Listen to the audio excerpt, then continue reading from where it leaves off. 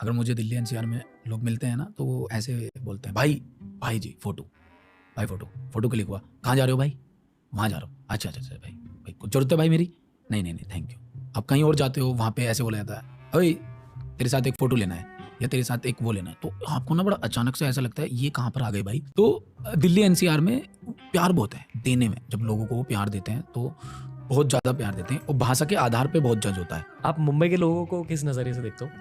जो खरे लोग होते हैं ना वो मुंह पर बोल देते हैं बात खत्म। मैंने आपसे बोला कल मिलना है, नहीं मिल रहा मैं कल। अपने वाले भाई कल पता है क्या है, मेरी मौसी की लड़की की टांग टूट गई, अब तू बता मैं क्या करूँ? अब आप इमोशनल हो, ठीक है भाई अब क्या कर सकता हूँ मैं भी यार, तेरी मौसी का लड़का है तो उसी को प्रायोरिटी रखेगा, ठीक है भाई। यहाँ वाले टांग टूटी है कुछ भी भाई नहीं कर सकते, अभी नहीं। वो रिश्ते को वो नहीं करना चाहते, ये रिश्तों में प्रोफेशनलिज्म नहीं घुसाना चाहते। जैसे आप भोले बाबा की जब पूजा करते हैं ना तो वो आपको ना जो चीज़ आपको चाहिए वो चीज़ आपको देते हैं कि भाई ये चीज़ तो ले ले, लेकिन इस चीज़ को पाने के बाद समझ जाए इसकी वैल्यू नहीं है कुछ। अभी से जान ले इस बात को, क्योंकि तू मेरा भक्त है, मैं तुझे 10 साल खराब करके रियलाइज़ नहीं कराना चाहता। क्या चाहिए? वेब सीरीज़ आ रही है, इसको हिट कर देगा, कर दी, अब आगे एक और आएगी, फिर उसको भी हिट करेगा। इससे बढ़िया हर बार तो कर्म पे ध्यान देना, काम कर, रोजगार पैदा कर लोगों के बीच में, जिन लोगों को मुसीबत है उनकी बातें सुन, उनको सोल्व कर, उनकी चीज़ें कर, मोह से दूर भागना। अमित भड़ाना इस देश के यूट्यूब की हिस्ट्री में एक बहुत ज्यादा सक्सेसफुल यूट्यूबर माने जाते हैं, उनके नंबर्स की वजह से, उनके कंटेंट की वजह से, उनकी रीच की वजह से। पर आज के एपिसोड में अमित भड़ाना भाई की स्पिरिट, उनकी सोल, उनकी आत्मा से हम बातें करेंगे। ऐसी डीप कॉन्वर्सेशन करिए इनके साथ, कंटेंट के बारे में, भारत के बारे में और शिव जी के बारे में। यह है अमित भड़ाना स्पेशल TRS पर। एंजॉय कीजिए दोस्तों।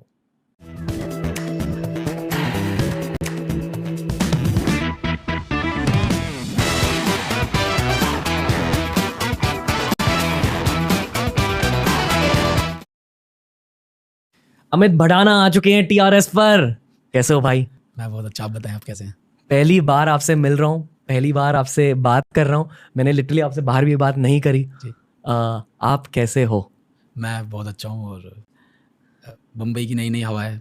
कल तक मैं दिल्ली था, आज बम्बई पहुँचा, तो खाना वाना अच्छा खिलवा देना यार आज, अब ठीक है? अच्छा? दिल्ली वाला खाना खिलवा देना। मतलब दिल्ली का खाना ज़्यादा बेहतर हो, मैं भी ये मानता हूँ। मतलब एक हमें ना आदत पड़ी हुई है चटोरी जीभ की ना, चटोरा खाना खाने की, मिर्च मसाले इतने चाहिए होते हैं ना। तो यहाँ आकर क्या खाता हूँ? यहाँ के ढूंढ लेते हैं वो तो, एक आपके यहाँ पे प्रताप का ढाबा मैंने ढूंढ रखा है, वो पूरा पंजाबी खाना देते हैं, मतलब जो हमें चाहिए होता है ना, दाल रोटी, नान, पनीर, वो सब मिल जाता है। लाइफ में क्या चल रहा है, क्या सोच रहे हो आजकल? नहीं ऐसे कुछ कि सोचने वाला कुछ ऐसा प्रोसेस नहीं है कि सोच के रहे, मैं लाइफ को हमेशा जाने देता हूँ जिस तरफ जा रही है ना, क्योंकि मेरा विश्वास इस तरफ है कि सब कुछ लिखा हुआ है पहले से ही, जो चलना है वो चलना है, आपका कंट्रोल नहीं है किसी भी चीज़ पे। हमें लगता है कि हम सब कुछ कंट्रोल करके बैठे हैं, हम सब कुछ चला देंगे, वैसे नहीं होता। अपने आप जो चल रहा है चल रहे हैं, मतलब जो भी जिस चीज़ के लिए आए हैं कि सेवा देने आए हैं वो सेवा दे रहे हैं किसी भी जरिए, चाहे एंटरटेनमेंट के जरिए, चाहे जिम्मेदारियाँ निभा के, वही चल रहा है। ये सोच आई कहाँ से? है बस सोचने का तरीका है, ये नज़रिया ही ऐसा है मेरा। बचपन से ऐसे सोचते थे?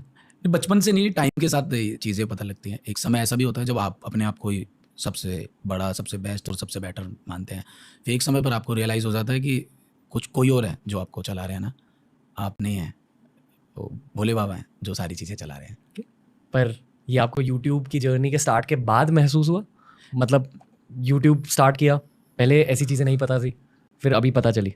मैं स्टार्टिंग से ही काफ़ी, बचपन से मेरी दादी का बहुत इन्वॉल्वमेंट रहा। मैंने बचपन में बाबा मोहन राम की काफ़ी पूजा करी, राजस्थान में उनका मंदिर है, वहाँ जाता था मैं।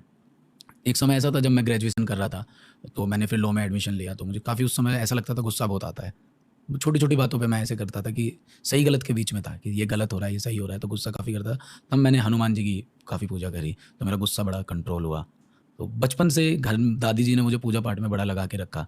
तो जब आप उस तरफ चले जाते हैं तो धीरे धीरे रियलाइज़ होने लगता है कि मोह जो है वो गलत चीज़ है, उससे ऊपर हटके है कुछ। तो धीरे धीरे ही मुझे रियलाइज़ हुआ। यूट्यूब में तो ऐसा है कि यूट्यूब की जो, जैसे अब मेरी पूरी जर्नी अगर आप देखेंगे तो पहले मैं डबिंग करता था नॉर्मल वीडियोस, वो भी दोस्तों की एक एक्साइटमेंट नहीं कराया मुझे। जो मेरे स्कूल कॉलेज के यार दोस्त थे ना, वो हमेशा मुझे चढ़ा के रखते थे। मैं क्लास का वो बच्चा था कि एक पंच मार रहा हूँ सबको हंसाने के लिए ताकि सब हंस जाएं, और उसमें किसी ने कह दिया देख नीतू भी हंस गई, तो मैं और चढ़ जाता था कि देख नीतू हंस गई। तो मैं हमेशा वो चढ़ने वाला बच्चा रहा। तो मुझे कभी-कभी लगता है कि जो यार दोस्त है ना आपके, जब वो आपको थोड़ा-सा ऐसे करके रखते हैं ना, तेरे अंदर ये बात है, तेरे अंदर ये बात है, तो आप उसको ना पॉजिटिवली ले लो। हम्म। तो जब मैंने वीडियोज़ बनानी भी स्टार्ट करी, सब चीज़ें करनी स्टार्ट करी शुरू-शुरू में, तब इससे मुझे थोड़ा-थोड़ा ये रियलाइज़ था कि देखो हर एक चीज़ अगर आपने एक लॉ किया है, आपकी एक उम्र हो चुकी है, 24-25 साल के आप हो चुके हो और एकदम से आपने पूरा ही अपना करियर ही स्विच कर दिया।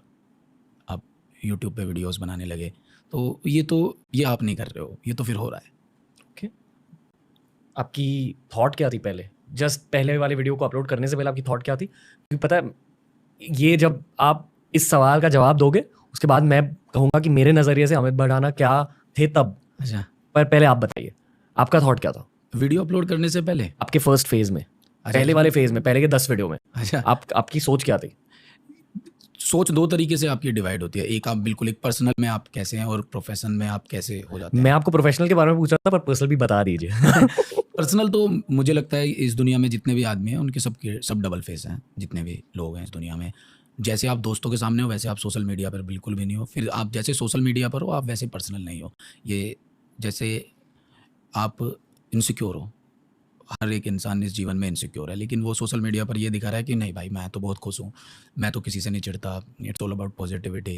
ये ऐसा कुछ भी नहीं है।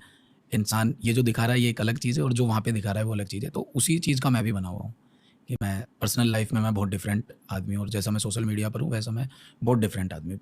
जैसा अगर आप कहें कि शुरू की जब मैंने 10 वीडियोज़ मैंने स्टार्ट की थी तो उसमें मेरी क्या थॉट थी, ज़िम्मेदार मैं काफ़ी शुरू से काफ़ी रहा। जब 5 साल की उम्र में मेरे पिताजी का देहांत हो गया और मेरे तो दुर्भाग्य से मेरे परिवार में भी ऐसा रहा कि जब मेरे पिताजी 3 साल के थे, तो उनके पिताजी का देहांत हो गया था। आर्मी में थे मेरे दादाजी। तो और जब मैं 5 साल का था तो मेरे पिताजी का देहांत हो गया।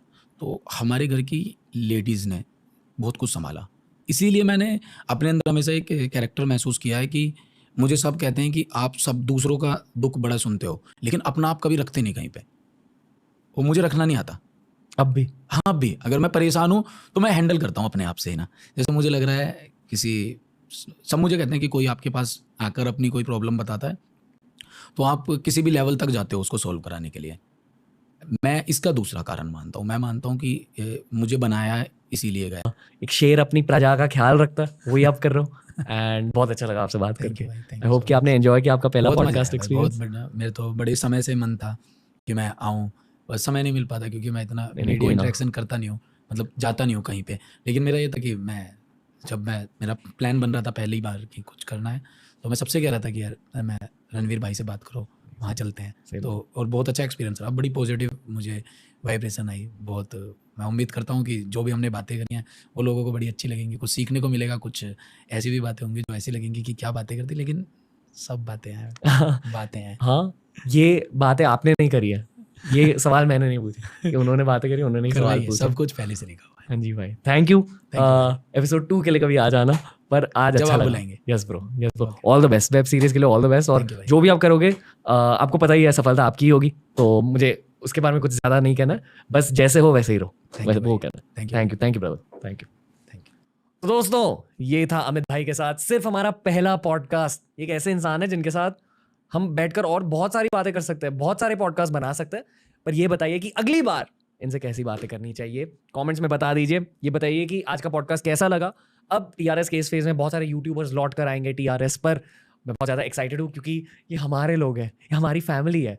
भारत का फ्यूचर मेरे अनुसार कंटेंट के थ्रू लिखा जाएगा। किस तरह से भारत के सोच विचार बदलेंगे वो कंटेंट पर निर्भर होगा।